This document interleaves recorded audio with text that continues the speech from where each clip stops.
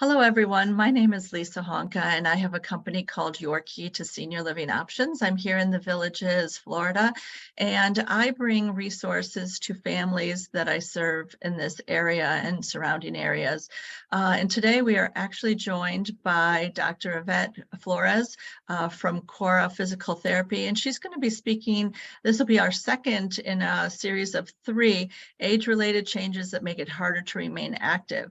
So we're really excited to have you here. And I was hoping that maybe you could tell us a little bit about Core Therapy before you start, just so people understand therapy and what that involves. And then perhaps at the end, you can tell us how to get services through Cora if they're interested. So thank you again for joining us. Sure. Thank you so much, Lisa, for having me. I'm always excited when I have the opportunity to disseminate really important information that can impact people's lives, especially when it comes to the topics that I'm talking about today. So I am a physical therapy doctor and a manager for one of the Villages Cora Physical Therapy clinics. My clinic is here in the Spanish Springs area. And Cora actually has several clinics in the Villages now. We are a very dynamic group of clinics. We focus a lot on outpatient orthopedics. And our biggest thing is empowering patients to learn what they can do and what to avoid to ensure that they remain highly active and lead, the best pain-free quality lives that they can as we all age. There's a lot of information to share. And I realize day in and day out that the majority of the community don't know or are not aware of some simple things that they can and cannot, just things they can do and things to avoid to make sure that they're moving down the best road possible for their maximum, functional lifestyle. So it's exciting for me to be here. And as you can see, this is a 3-part series. I've already done the first. I'm going to move this to the next slide.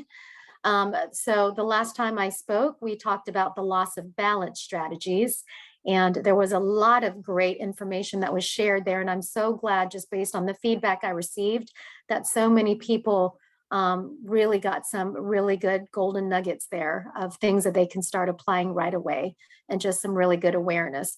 But today is going to be all about posture. Posture plays a huge role in our abilities to take care of our bodies and to be mobile and dynamic and independent with our movements. And unfortunately, and I really hate using the word unfortunately, but it's true, as we age, we have to fight to keep really good posture. It's just one of those things that naturally starts to decline over time. And if we don't pay attention to it, one day we're hunched over and we're thinking to ourselves, how did this happen? I used to be able to sit and stand really tall, and now how come I'm down here and not up here? So I hope that at the end of this particular program this morning, you'll have a better sense of self and awareness of your own posture, and you'll be able to identify things that you could be doing differently to make improvements, and that moving forward you'll be able to just take ownership of making sure you don't lose your great upright postural abilities.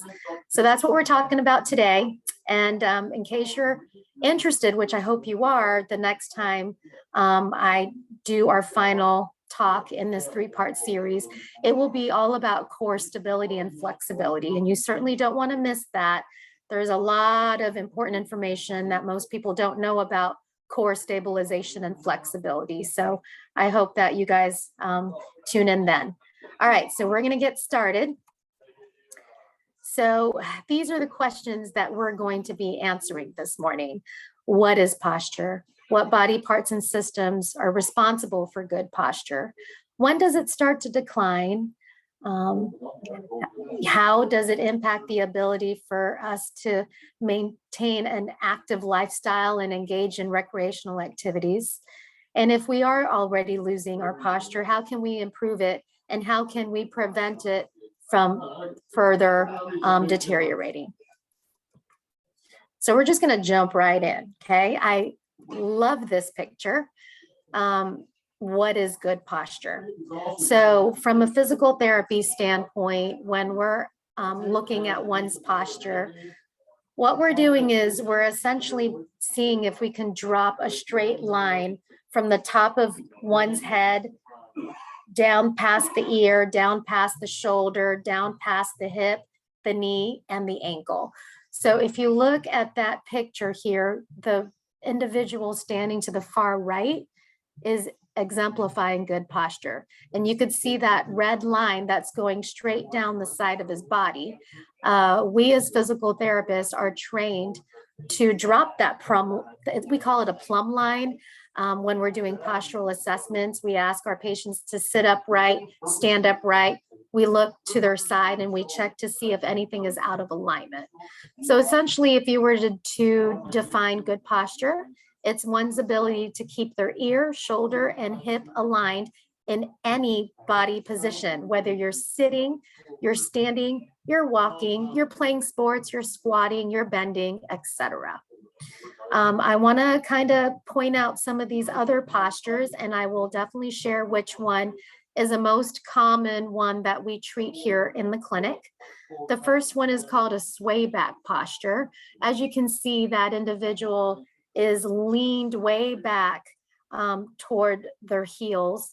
Their shoulders are going backwards. We don't really see this one this much, but we have seen it. We do know how to treat it. That person would be inclined to be at risk of falling backwards. As you can see, his center of gravity is more back from his base of support. Base of support are his feet. Center of gravity is where is most of his weight tipping toward. Is his weight in the middle of his feet? Is his weight behind his feet? Is his weight in front of his feet? And in that particular sway back picture, his weight is mostly behind him. So he is at risk of falling backward. Let's look at the second one. The second one, we call this one excessive lumbar lordosis. So as you can see, there is an increase in the curvature of his lumbar spine. And the posture looks like he's sticking his tummy out in front of him and sticking his butt out behind him. We typically see this type of posturing when patients have something going on with their lumbar spine, like if they have an arthritic condition and now the lumbar spine isn't stacked up on top of each other correctly. There is a little bit of some slippage happening.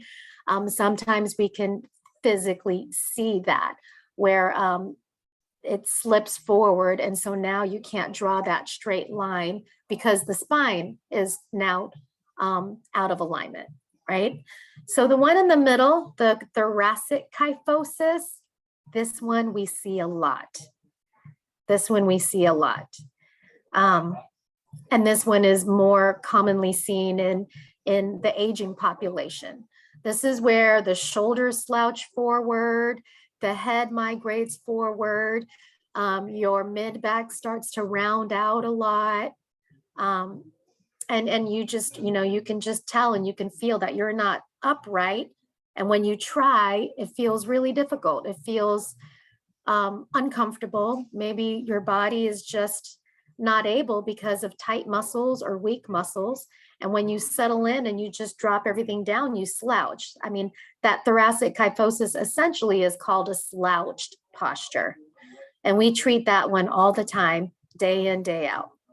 The fourth one that you see here is a forward head posture. So everything looks like it's in alignment if you were to try to drop that line straight down the side of his body. But the one thing that is out of alignment is his head. His head is way forward.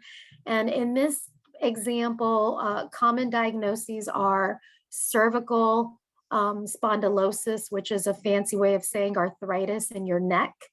Again, some challenges or changes with how the cervical vertebra stack on top of each other. They're probably now coming out of alignment and slipping forward. In this particular example too, some patients have like a pinched nerve.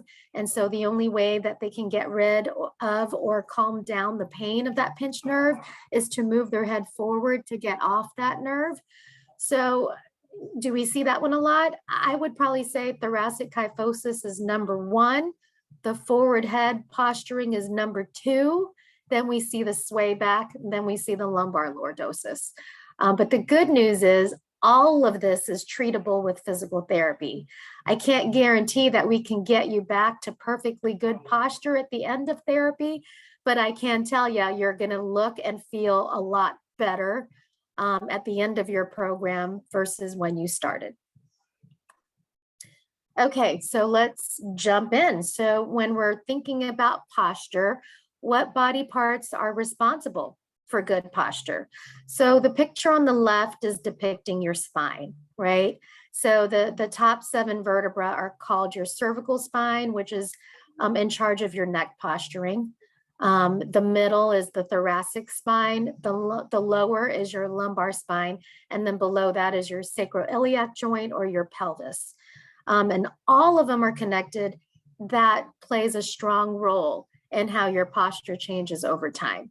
So if you already know that you're developing some degeneration or arthritic changes in any of these areas, cervical, thoracic, lumbar, or your pelvis, the key take home in this message right here is you can be proactive to prevent your posture from changing because of these degenerative changes that you're now discovering that you're beginning to have in your spine, right? Your physicians may not be forthcoming to tell you to be proactive. Their job is to take the scans and the imaging, the MRIs, the x-rays, and then tell you what they find. And if they find arthritis or degeneration or stenosis, they will let you know. But then they're not gonna then say, well, because you're now, showing these signs, let's go ahead and enroll you in a preventative wellness program, or let's go ahead and have you do some physical therapy to learn how to manage your spine condition and prevent it from rapidly declining or for the degenerative disease from rapidly progressing. That would probably fall on your responsibility to be your own advocate and to seek out the care that you need to make sure that these types of changes don't interfere with your independence and your functional lifestyle. So other body parts that are responsible for good posture, if you look at the graphic on the right, it's a picture of a lady walking. In the first picture, she's walking, but she's leaned way back. In the second picture, she's walking, but she's slouched forward. And in the third picture, she's walking and she's upright. And obviously that third one is the example that we're all striving to hold on to and protect and prevent from changing. So in just looking at this graphic, I'm already identifying different muscles that pop out at me, like what muscles are weak in these examples, what muscles are strong. So let's look at the first one, the lady that's walking and she's leaned way back. The thing that stands out to me the most as a physical therapy doctor is she has a lot of weakness in her core. Her core muscles are not engaged and it's not pulling her forward so she could be in good upright alignment. She's at risk for falling backwards. It just takes one thing where you change from pavement to grass, or there's like a little pothole or a little grass root that you stub your toe on. And then if you're already walking in this posture, you might end up falling backwards. And we've actually seen that and treated that exact scenario. The one in the middle is the most common. As people start to lose strategies, strength, balance, posture, they're slouched, they look down when they're walking. And that makes sense to me. You want to look to scan what's happening on the ground before you take a step so that you don't, trip on something or stub your toe. You want to make sure that you're clearing whatever it is that you're about to step through or step over. So I get that. And I think that that's a great safety strategy. But when that becomes a habit, that's not necessarily good because it's promoting that forward shoulder, that slouched shoulder posture. It's promoting your thoracic spine to be more kyphotic or curved. And then it could potentially mess with your neck and cause some neck pain. So when I look at that and I start thinking muscles that are responsible, or the muscles we're going to address to improve that posture, it's her mid-back muscles, it's the back of her neck muscles, it's her glutes, anything behind her, all the muscles in her spine and her hips are the ones we would focus on strengthening to pull her upright. And then all the muscles in the front that probably have gotten tight because she's been so slouched forward and looking down all the time, we're going to teach her how to stretch those. So a combination of strengthening the back muscles and stretching the front muscles will allow for her to successfully stand and walk in a more upright manner. So when does good posture start? I love these pictures because they're real, and obviously we didn't ask these babies to show us their best posture. It's natural. So if you look at the crawling baby on the left, if you draw that plumb line straight down the side of the baby's body, look how beautifully straight that spine is, from the neck to the shoulder, down the spine to the hip. And then if you do the same thing to the baby that's standing at the couch, same thing. Nice straight line from the ear to the shoulder, down the spine, through the hip, knee, and ankle. So it's interesting to note that good posture starts for all of us the minute we start moving around. And the minute we start moving around, I'm talking about crawling. And in that crawl position, that's where we start strengthening our core and strengthening our back muscles. So we cultivate and we encourage parents to let their babies crawl as much as possible, because they're developing the foundation of good posture by the time they transition from crawling to standing to walking. So if you're wondering, do we ever treat infants or babies that can't crawl or skip crawling or are not able to crawl because of weakness or tightness? The answer is yes, we do. We treat babies in physical therapy to engage them in these positions so that they can develop that postural foundation, which will in time influence them as an adult. So it is a big deal. So it starts then. All right, so looking at this graphic. So when does good posture start to decline and why? So if you were looking at this lady here, in the beginning, in her earlier years, she's able to stand nice and straight. You can drop that plumb line from the top of her head down to her ear, her shoulder, her elbow, her hip, her knee, her ankle, perfect straight line. And then as you can see, as she ages, now at the very right, that is her posture, as she gets a little older. Is it possible to prevent this from happening? The answer is there's a good shot. There's a good shot you can. Are there some diagnoses where you can't prevent this from happening?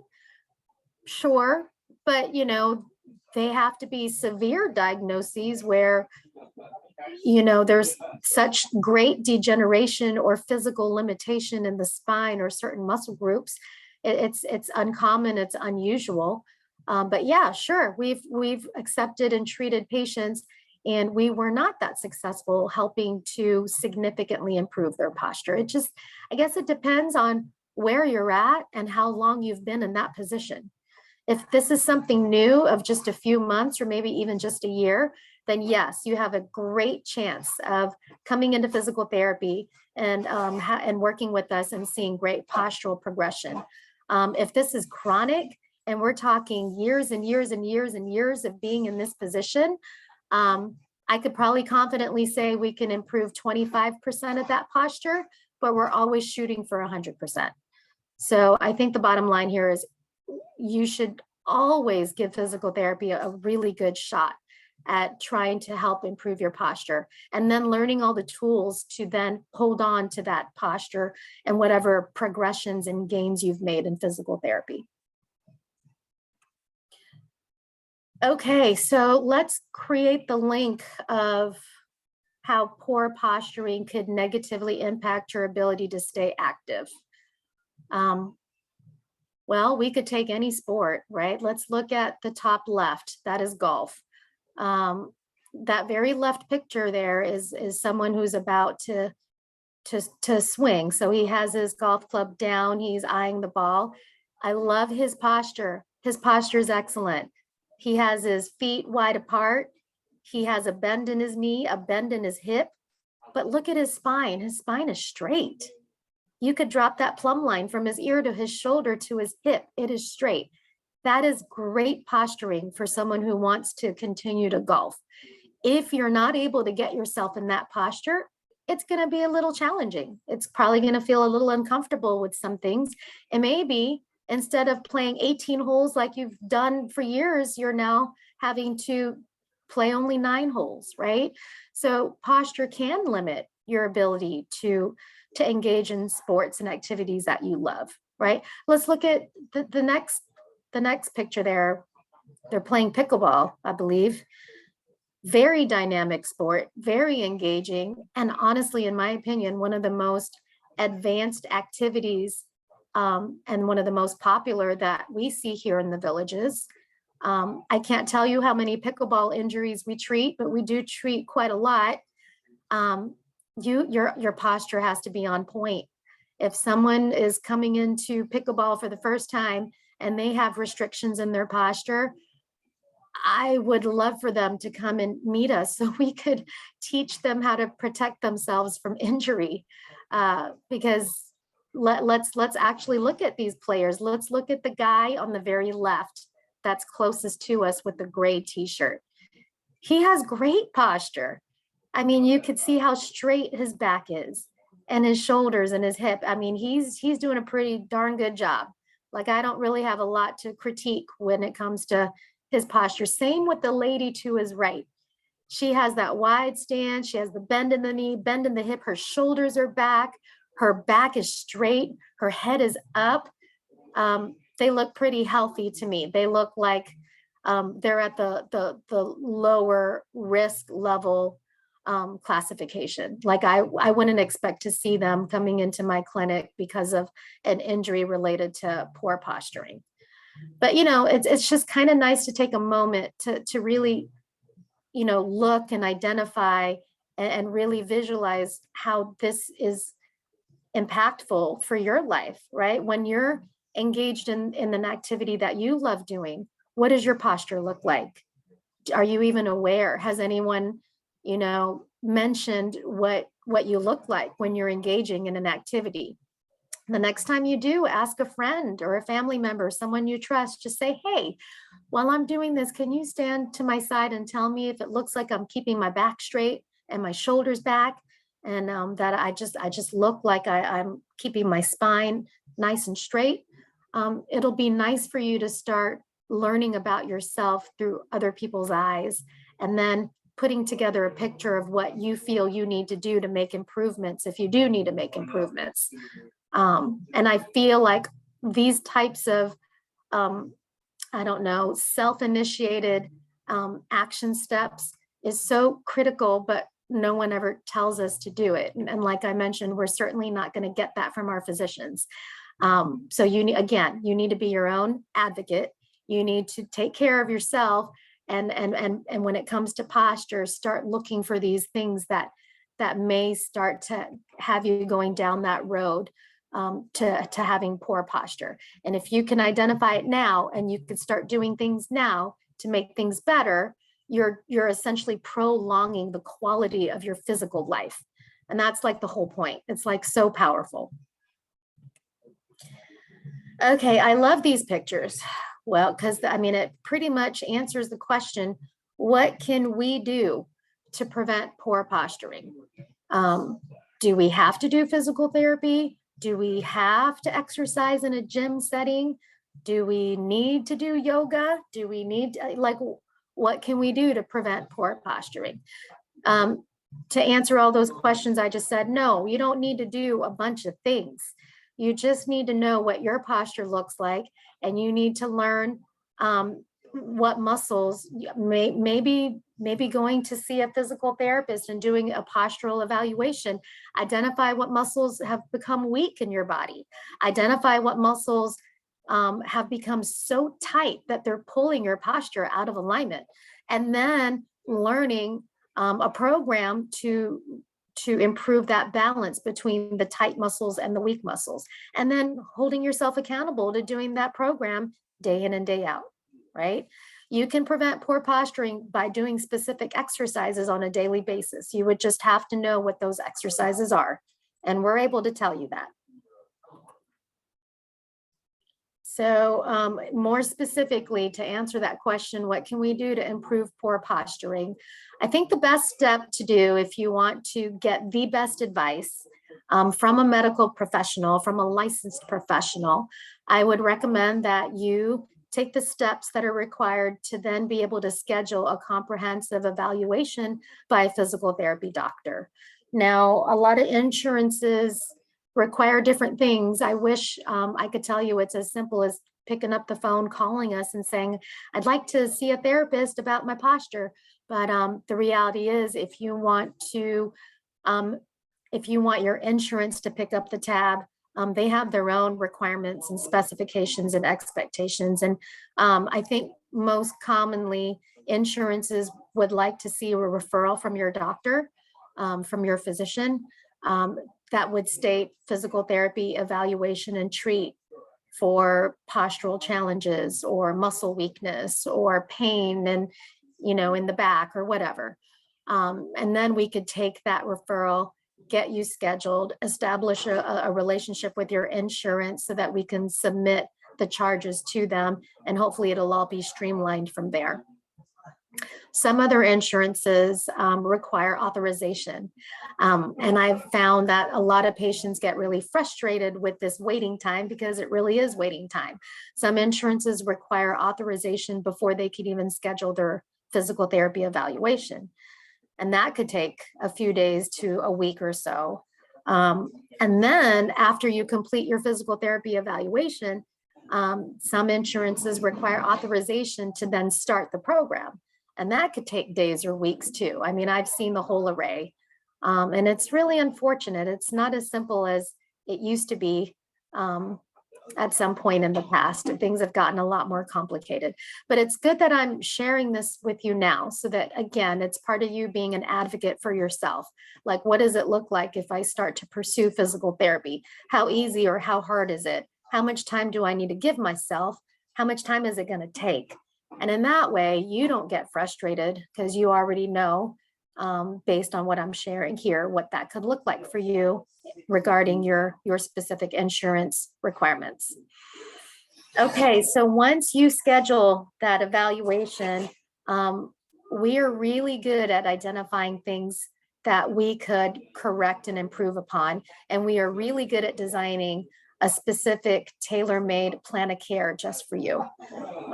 And we would create that for you. And then we would recommend for you to do a group of visits with us so that we can progress you on a weekly basis through this program. And then at the end, empower you with an updated comprehensive home exercise routine that you can then take from us and do on a daily basis on your own accord to maintain good posture. So the last slide I see here, I love because it's so true. You can age gracefully without hunching. And there's a quote down here: to live a long, active, energetic life, few things matter more than good posture. I love that. And I stand behind that 100%. So let's see, I think the last slide I have to share with you is just information on my clinic, our phone number, my email, and our website. So if you have questions, I'm going to go ahead and turn this back over to Lisa. Oh, we can't hear you. You're muted.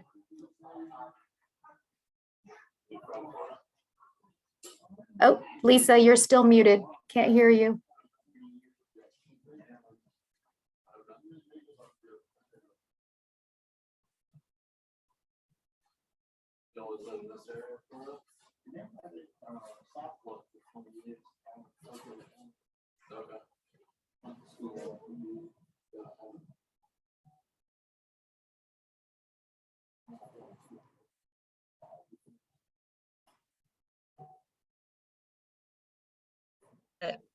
There All you right, I was go. waiting. Yep, I was waiting for Maureen to unmute me. I was sending her a text. Okay, Gotcha. we do have a question here. Sure. It looks like Bill was asking, the first session that we have, loss of balance strategies, available to watch. Yes, it's archived on my website. So my website is Your Key to Senior Living Options. And if you go into, there's a panel at the top and you can go into past programs. So that would be good to watch. I do have a couple questions. And again, thank you so much for that. I think the visuals were really telling, because sometimes we forget, to look at ourselves in the mirror and say, oh, okay, things are changing, things are shifting. And, again, tapping our spouse on the back and saying, okay, well, maybe we need an evaluation, right? Where's the plumb line? So, so I wanted to ask you, what are the two muscles to strengthen upright posturing? What are the major two muscles that we need to strengthen?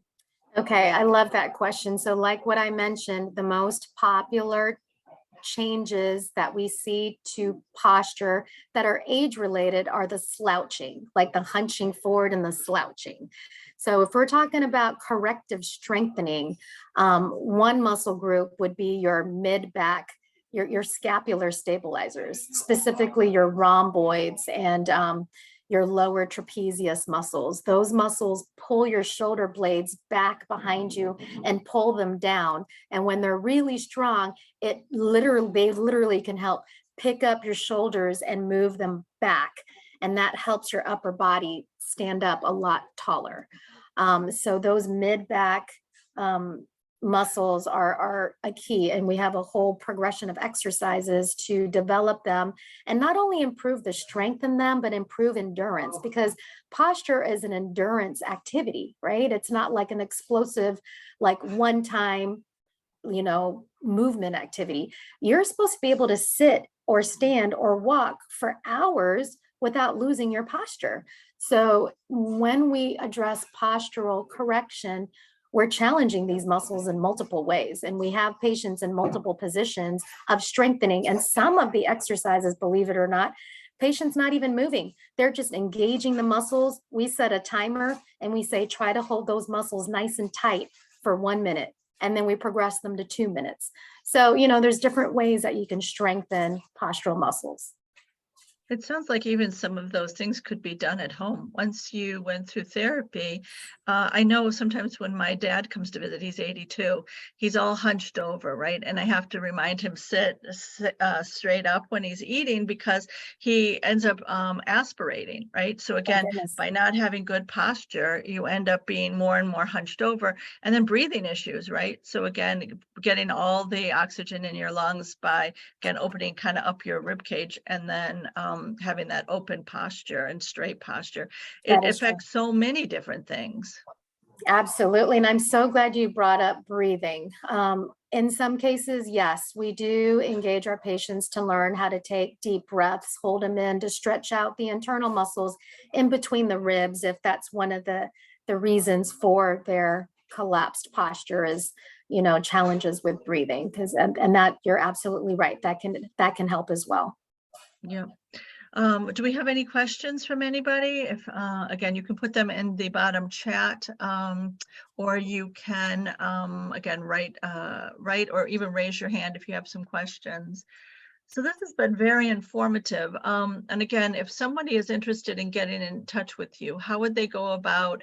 Could they call you directly? Should they talk to their primary care physician directly? How do they go about initiating seeing if they're eligible for some therapy? So the first thing I want to say is Florida is a direct access state.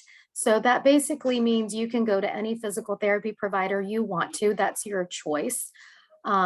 It's interesting because yesterday I spoke with a patient she seemed really confused, and I asked her what's going on, and she said that her physician owns a physical therapy unit or hired a PT recently and is trying to get his patients pulled out of outpatient ortho centers so that he could build his own practice with physical therapy. And she was torn because she's established such a great relationship with us and she's getting better and she knows our equipment and she's developed confidence here. And I reminded her, I said, you know, your physician could encourage you or tell you, yeah, we would love to have you switch and join us, but ultimately that's your decision. That's your decision. If you feel that you are served best here because we've already started you here, then that's fine. Just tell your doctor. And if they need more information from me, I'm happy to get on the phone and talk to your doctor about that.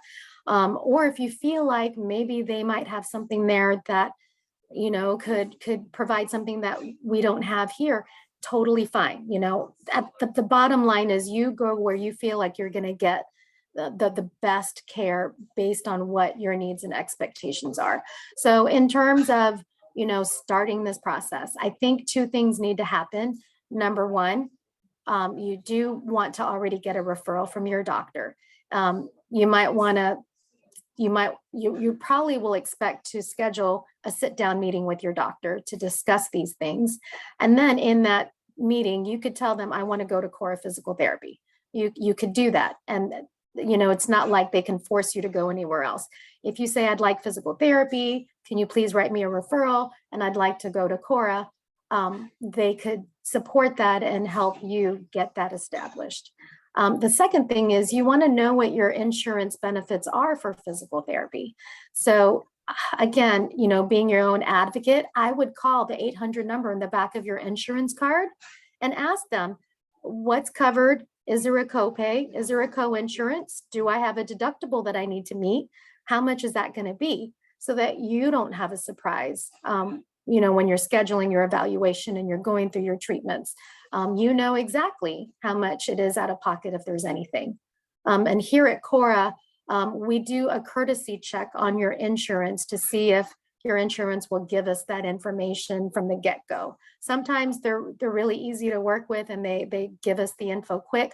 Other times we're on the phone for 45 minutes waiting and we have to hang up because we have other patients we're servicing. And so we tell these patients we tried, but no one picked up, and so we couldn't check your benefits. But I think that right there is enough to get you started. You can always even give us a call after you get the referral, and we can walk you through the rest of the steps to get you scheduled. Great. So how many locations do you have and approximately where they are in the villages? So from the north end to the south end, how many different locations for Cora? Because I know for me, when I went to Cora Therapy for a knee replacement surgery, it was right around the corner, literally 5 minutes. And that was such a blessing, right? When I was just learning to drive again. It's important to have location, right? So how many locations do you have starting in the north and kind of coming down to the south end of the villages? Okay. Let's see if I can remember all these in order. So the very top one that I know of is Mulberry. That's in the Summerfield area of the villages. And I remember I helped to actually start that one a few years ago. So we're very proud of that clinic. It's doing great. And the manager there, she's fantastic. So I can certainly talk to her about you if you reach out to me and you want me to connect you. That's not a problem. Then from Mulberry, now we're getting down toward 466 301 area. We have one in the Palm Ridge area. It's called Cora Physical Therapy Palm Ridge. It literally is behind Bonefish Grill. And it's across the street from the charter school in the villages. And I used to manage that one as well. We host a huge Parkinson's boxing wellness class there. There's a lot of great space, and that's a great clinic as well. Okay, so that's Palm Ridge, and then we go down to Lake Sumter. So in the heart of Lake Sumter Landing, there is a clinic in the Creekside Medical Plaza.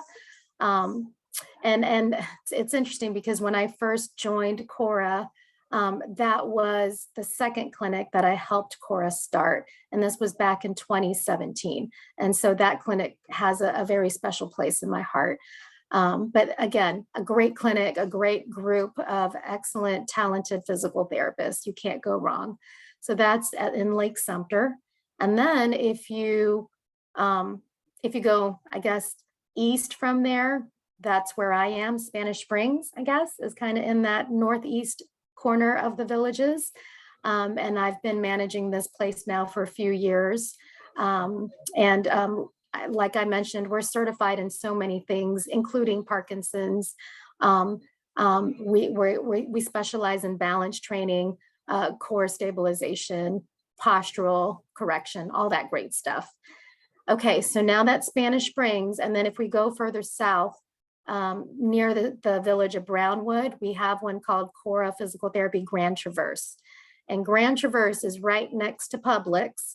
It's actually in between a Chinese restaurant and Dickie's Barbecue, I think is what they're called. And Flippers is right next to them on the other side. That's our smaller clinic, but they do excellent work there. And I believe they're also open on Saturdays, if that's something that is important to you. And then if we go down south from there, we have one in the Magnolia area. So now we're going more south. And I think that's our newest one of all the ones in the Villages. And then south of that, we're now in Leesburg, but that's not part of the Villages. So that's a lot of locations. So everybody should be able to get to core therapy within 10 minutes or less, right? Absolutely. I think we have a question over here too, if you don't mind. Oh, Sure. Go ahead, finish. I was just going to say most, if not all, are golf cart accessible, which I know is important. Yes, that's great. Okay, and I think Nancy has a question. She says, do I have to have x-rays before I come to visit? And also, are you the one that does the initial appointment, or are there other doctors in the practice? So what would be the process if somebody was given a referral for therapy? What's the next step? You call core therapy and then you come in and you get an evaluation by whom? So you would get evaluated by the physical therapist in the clinic. So if you come to my clinic, that would be me. I'm the only physical therapist here. If you go to any other clinic, all the clinics have their own physical therapist. And I believe all of us, the majority of us in the Villages area, carry our doctorate degree in physical therapy. Do you need an x-ray before you get that evaluation done? No, you don't, because we know what to look for clinically. And in fact, we could be a guide for your physician to then hone in on certain things if we end up needing more information, right? The majority of the time, we could identify what we can correct without the need of any kind of imaging. If we come across something that's unusual, then yes, we will reach out to the physician and say, this is an unusual presentation. We need more information on what's going on in this particular area of the body. And then we work with them and the patient to say, what are your thoughts on, either initiating physical therapy first or going ahead and looking into getting an MRI or an X-ray or a CAT scan. But the reality is, and also now thinking, considering what insurance companies expect, some insurance companies won't even approve a scan until the patient completes a bout of physical therapy, because we all know that if it's something that can be fixed by PT, then that saves time and the need for scanning just by doing physical therapy first. Are there any insurances that you do not take? So that's something cool about Cora. We pretty much take it all. I would be really shell-shocked to hear of one in the Villages area that we don't. And I think that's the beauty of this company. They found a way to say yes to any and every insurance situation that's out there. And that is their mission statement. They say yes to everyone looking for quality care. That's great. Well, that's good to know. Another question, I work with a lot of people with memory loss. So shuffling, is that something that maybe you can help people with too? Is just, again, when they have those balance issues and they're shuffling as opposed to picking their feet up, is that something that you've done in the past, again, with people with memory loss? The answer is yes. We do see a wide array of patients with different reasons for memory loss. including the traumatic ones because of car accidents or traumatic brain injury. And yes, it's like relearning over and over again what proper mechanics look like. And unfortunately, walking is one of the ones that starts to be forgotten, or it declines, and we have to remind them it's a heel to toe contact, and teach them what they're supposed to feel in their body when they're beginning to learn how to walk better. Great, great. And people with neuropathy could benefit from physical therapy as well. The answer would be yes. In fact, I evaluated someone yesterday with neuropathy, and she asked me, is there a cure? Are you going to help make this go away? And I said, no, there's no cure for neuropathy. Our responsibility, our role in your journey toward, discovering how you can manage this is to teach you how to prevent loss of range of motion and flexibility and strength, and keep your balance strategies strong so that you can keep yourself at a lower risk of falls, even though you have neuropathy. So again, if someone is thinking about having surgery, hip replacement surgery, knee surgery, shoulder surgery, hand surgery, those kinds of things, they should kind of keep in mind that you're there for them, and that should they come in and maybe get your card and see what you offer before they have their surgery? Should they let their physicians know, or their well, arthritis doctors know that you're there for them before they end up having surgery? What's your thoughts on that? I think it's always great when you initiate pre-planning for yourself, getting to know your community, walking around and visiting different offices and introducing yourself and just kind of getting to know them. I think that is wonderful. Grabbing my card at the front, letting us know I'm about to schedule this big surgery and I wanted to know if this is something you guys treat. I love it when we have walk-ins and I get to introduce myself and my staff and welcome them to the clinic. The interesting thing is, the moment I ask them, oh, which doctor is doing your surgery? Most likely we already know them if they're doing Right. it here in the villages, and that doctor already knows us. So it's an easy connect right there. Now, if it's a new doctor, and I do encourage them to give my card to their doctor and encourage their doctor to reach out to me specifically so we can have a chat about anything concerning or specific to that patient's needs. I love that. I love it when I meet people just walking through saying, hi, we just moved into the area and we just wanted to see what you guys offer. I welcome that. And I think more people should do that so that you're going to a place where you feel you're going to get the best care and you feel that you're in good hands. Great, good. Well, if you're ever doing any open houses or meet and greets in your buildings, like on a Saturday or something like that, let me know and I'll definitely post that, because again, it might be a way for people to come in, meet your staff, see what's going on, and not be in the middle of someone's private lesson, but again, a way to kind of poke their head in and see what do you offer. Might be just, again, something I could post if you're having something like that, or any big events. I think that Parkinson's one too, I'd like to get some information on that, because again, many people don't know about that, and I want to make sure that as many people can benefit from that as possible. So I think that's probably about it for now. If there's not any more questions, does anybody have any more questions? I sure learned a lot, and I do appreciate you coming on the Zoom show, because every time we have a presenter, we learn so much about the resources that are out there. And that's what I try to bring my families.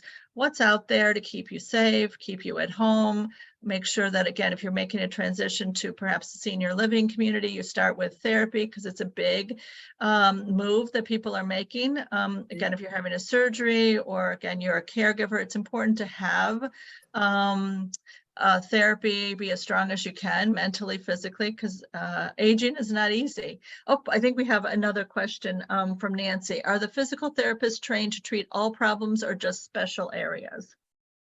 So in our offices, we are considered outpatient orthopedics. So what that means is we are trained specifically to improve musculoskeletal issues and impairments. So if you are wondering about neurological things, we don't have fancy neurological equipment to take on those type of patients. If you're wondering about sport specific, yes, we do that here. Post-op, yes, we do that here. Um, Anything ortho related. So what I mean by ortho related, conditions affecting your muscle strength, your muscle flexibility, conditions affecting your joints and your range of motion, conditions affecting your spine and your ability to move. That's what we specialize in.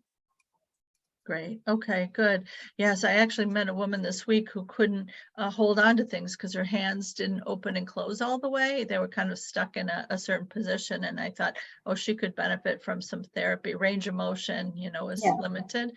So, and again, when you have neuropathy, arthritis, those are really important to, again, continue to move as much as you can, but get someone to help you to learn those ways to improve your quality of life, right? That's what it's all about. Right. So again, I want to thank you for coming on this show. We've learned a lot. It says, thank you. You've been very informative. Looking forward to part 3. So again, Yay. thank you, Nancy, for that. That's very sweet. So again, thank you for coming on the show. And again, my name is Lisa Honka, and I have a company called Your Key to Senior Living Options.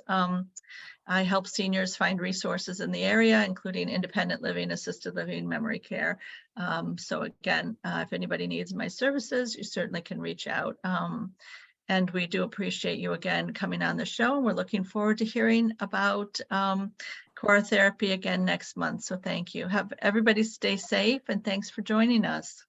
Thank you. Have a Bye-bye. great day. Bye-bye.